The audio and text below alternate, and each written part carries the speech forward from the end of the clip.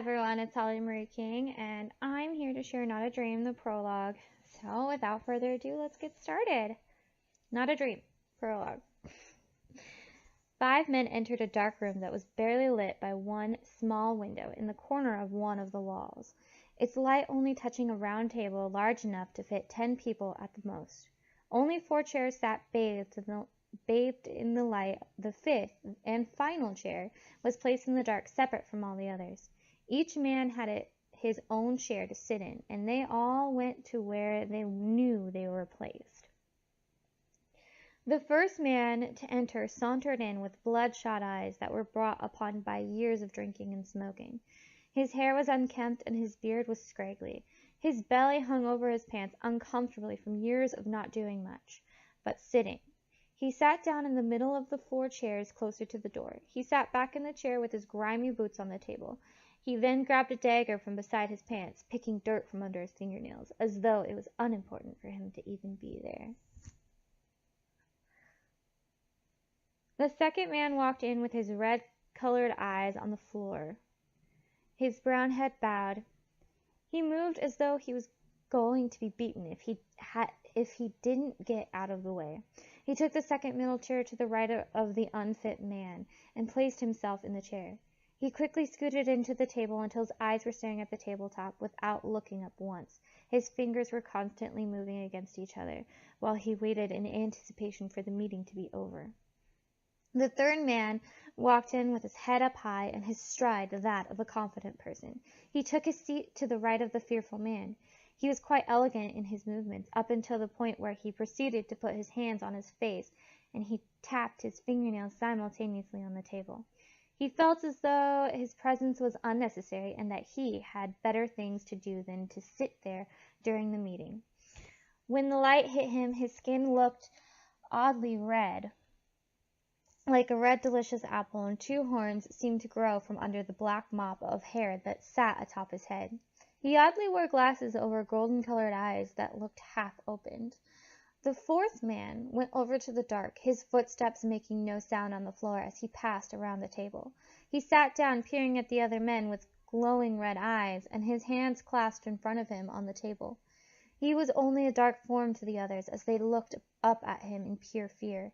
The fearful man glanced up once and then looked back down at the table. The man cleaning his nails looked at him from the corner of his eye and looked back down at his hand again. The red-skinned man looked at the man before him and stared.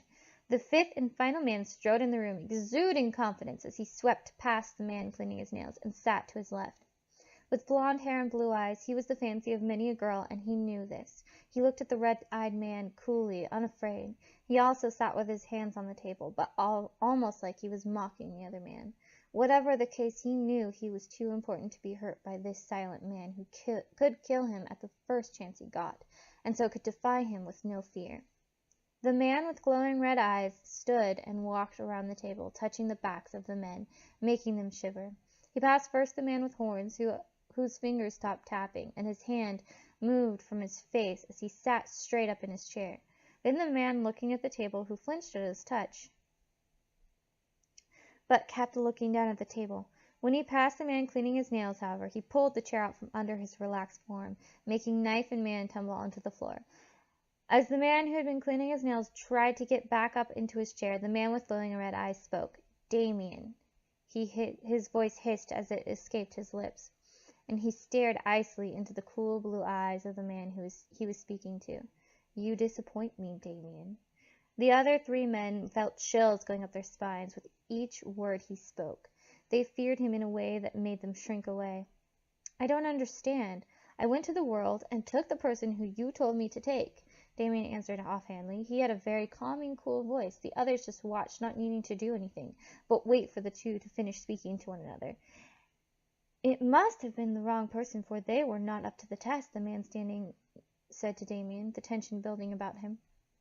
"Maybe if you did not trick Allison into helping you destroy people, this would not be a problem," the man looking down at the table murmured. "What was that?" The man standing hissed as he seemed to disappear and reappear right behind the man looking at the table. I said nothing. "What are we doing here?" The man finally looked up and began to look about the room. You guys look like you're having fun. A woman entered the room with a playful grin on her face. She wore a warrior's outfit with her long hair tied securely in a bun, and her eyes were a sad dark brown. Leave, cat. This has nothing to do with you. The man standing growled at the woman. His hands were like talons digging into the man's shoulders who had just spoken up. The way I see it is that you are trying to find someone who can cure this curse, and so I think it does have something to do with me, Troy. Cat walked over to the man standing and patted him on the chest. Besides, Greg is pretty useless and has no brain with which to think. I really do not see how you could be upset with him. He is spewing lies as usual, Troy growled. He then sighed, turning his attention to the man with red skin. Eric, do you have the coordinates for the next human? The man with horns jumped at his name. Yes, I have calculated the exact date and time that she will be able to be taken, he answered as he adjusted his glasses. Damien, do you have an image? Troy asked the smug man. No problem. Damien stood and flexed 2 white wings out of his back. I'll come back with the newest candidate. The only man that hadn't spoken at the meeting snorted. Are we done here? He asked. His voice was gravelly with a hint of a southern accent. I don't understand why we bother with this crap. He stood, turning to leave the room. There's no way this one will be smarter than the rest. They all die in the end. Troy looked at Damien. Why are you still here? Get going, he ordered the angel. As the rest of the group left the small room, a smirk was on his pale face as the angel sped off.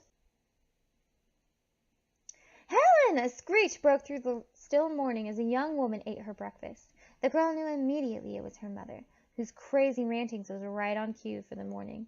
The girl continued unperturbed from eating her cereal that she ate every day. The round cholesterol-lowering Cheerios filled her stomach as her mother stomped into the room with her eyes ablaze, looking for blood.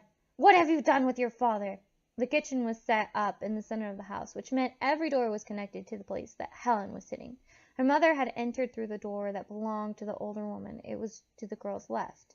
The door next to that was the main room, where the stairs that led up to Helen's room resided. In front of Helen was the door that used to be the family room.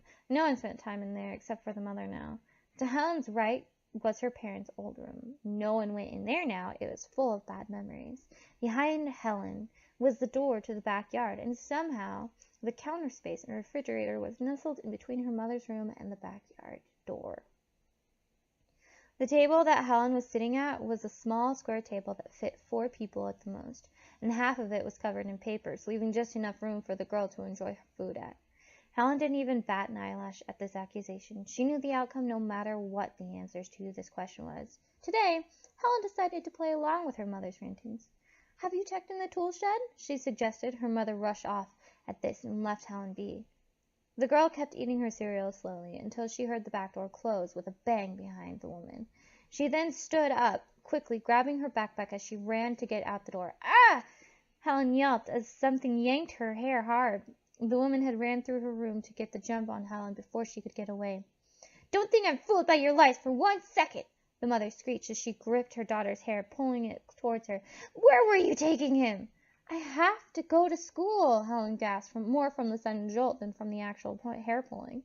The woman looked at Helen's backpack, her eyes wide. You cut your father up into little parts? The woman pulled her daughter to the floor with a loud thud, ripping the backpack off of the girl's right arm. The woman then proceeded to dump the contents onto the floor until there was nothing left in the bag. It fell to the floor as the woman plopped down and began to sob uncontrollably. I don't understand why he isn't in there. Helen took the opportunity to throw her bag back together and walked out the door, not even paying attention to the pathetic older woman. I'm not leaving you. I'll come home. Like I do every day. She closed the front door behind her as her mother screamed for her not to go. The cluttered house was left behind Helen for the day, which meant she could breathe free air for a while. The woman had lost her mind years ago when Helen's father had walked out on the 2 of them. Since then, her mother blamed her for her father's absence every day of her life. Thankfully, Helen had school every day, so that she could be free from the mother's crazy accusations. Helen! Her name was called on cue yet again, but this time it was a friendly greeting. Helen had just reached school to find her best friend Anna waiting for her outside. I need to talk to you about something. The school was like any other school, where the building was made of brick from decades earlier, with the usual graffiti and gum in every nook and cranny you looked.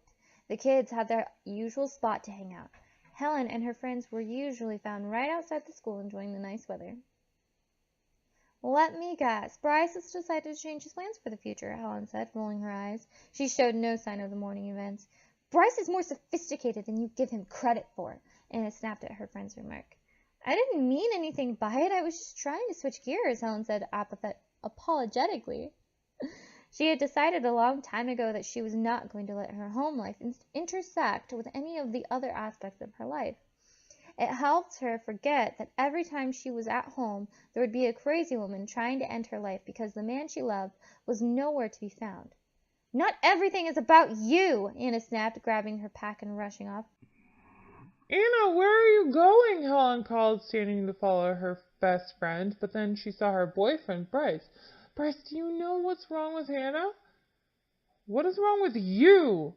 Bryce snapped, before Helen could so much as lay a finger on him. He walked off, leaving a shocked Helen to watch him leave. What on earth is with everyone today? She asked out loud. A young man Helen had never seen before caught her eye. He was well-toned and had light brown hair. His eyes were the color of melted chocolate. He was staring at her as if she were familiar to him. She shook her head and headed off to her next class. There was no point in looking at a young man who had nothing to do with her. All right, everyone, that's it for the prologue of Not a Dream. Tomorrow we'll have a really cool treat for you. I'm going to be playing The Sims. Hope that it will be a fun little side note to the reading. Anyway, I hope to see you guys next time. So I will see you later.